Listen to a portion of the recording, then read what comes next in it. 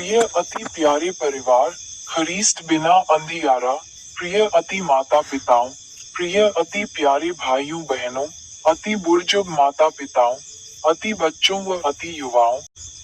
आज सितंबर महीने का 7वां दिन है। कर्मा पूजा का उपलक्ष्य में आयोजित कर किया। कर्मा पर्व के लिए प्रार्थना है सृष्टि के परमेश्वर। हम आज आपके सामने कर्मा पर्व के उत्सव में एकत्रित हुए हैं।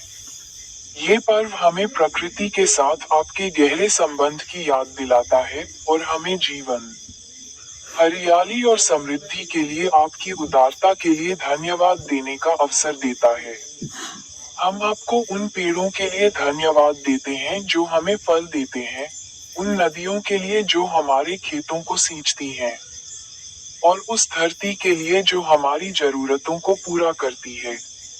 आप ही सभी जीवन के दाता हैं। हम इस पर्व के माध्यम से हमारी संस्कृति, हमारे भाईचारे और हमारी परंपराओं को बनाए रखने के लिए भी आपको धन्यवाद देते हैं। ये पर्व हमें एक दूसरे के करीब लाता है और हमें अपने पूर्वजों और उनकी शिक्षाओं से जोड़ता है। आमीन। प्रथम बाइबल पद पर बोले। संत पत्रस का प्रथम पत्र अध्याय 5 पद संख्या 7 में बोले, पद, अपनी सारी चिंता उसी पर डाल दो, क्योंकि उसको तुम्हारी चिंता है।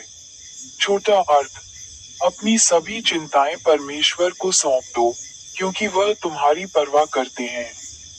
प्रार्थना, हे प्रभु, हम अपनी सारी चिंताएं आप पर डालते हैं। हमें विश्वास है कि आप हमारी परवाह करते हैं और हमें अपनी शांति देंगे। आमीन।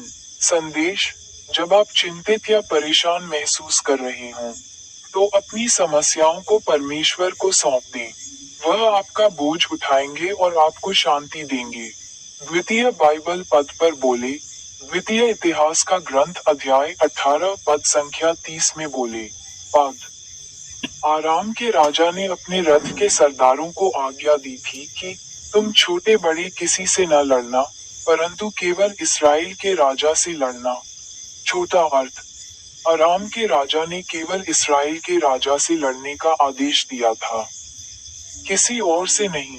प्रार्थना, हे प्रभु, हम प्रार्थना करते हैं कि हम अपने आध्यात्मिक युद्धों में अपने सच्चे शत्रु को पहचान सकें। हमें शैतान की चालों से अवगत कराएं और हमें उनके विरुद्ध लड़ने की शक्ति दें। आमीन।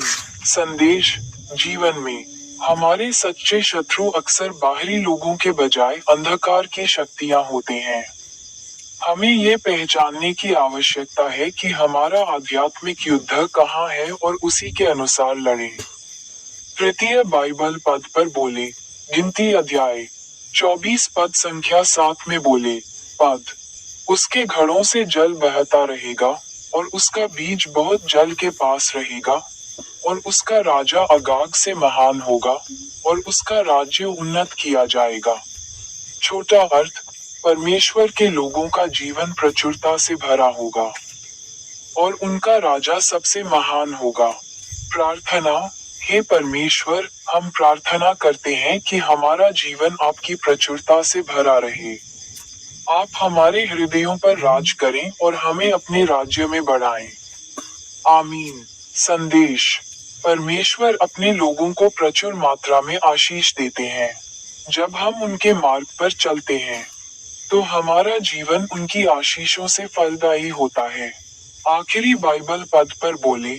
स्तोत्र पाठ अध्याय 27 पद संख्या 14 में बोले, पद, यहोवा की बाट जोहता रहे, हिया बांध और तेरा मन दृढ़ रहे। हाँ, यहोवा ही की बाट जोहता रहे। छोटा अर्थ, धैर्य पूर्वक परमेश्वर का इंतजार करो, साहसी बनो और अपने मन को मजबूत रखो। प्रार्थना, हे प्रभु, हमें आप पर धैर्य रखने की शक्ति दें। हमारे हृदय को मजबूत करें और हमें साहस दें ताकि हम बिना हार माने आपकी प्रतीक्षा करें। आमीन। संदेश, परमेश्वर के समय का इंतजार करना कठिन हो सकता है, लेकिन वह विश्वास योग्य है। धीरज रखने और साहस बनाए रखने से हम उनकी भलाई देखेंगे। आइए प्रार्थना करें। हे माता मरियम, हे माता वेलानकन्नी, हे क्रूस विजय यीशु, हे संत पिता लियो 14वें, हे महाधर्माध्यक्ष विंसेंट आइंद, आज सितंबर है। यह वर्ष 2025 का नवमन महीना है। प्रभु में आनंद लें।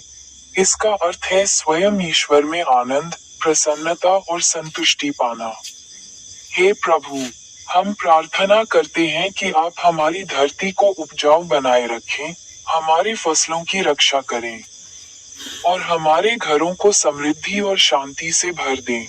हमें ये सिखाएं कि हम आपकी सृष्टि का सम्मान करें और इसे भावी पीढ़ियों के लिए सुरक्षित रखें।